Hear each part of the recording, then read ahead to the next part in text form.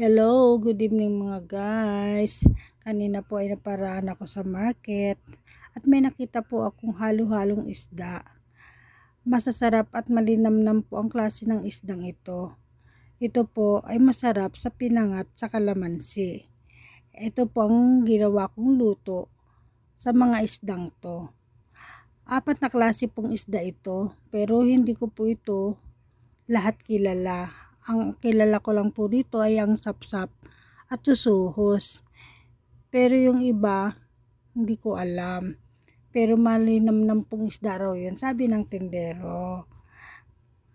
Kaya ang naisip ko pong luto dito ay pinangat sa kalamansi. Kasi po yung klase ng isda niya, maliliit lang para sa pampangat lang talaga.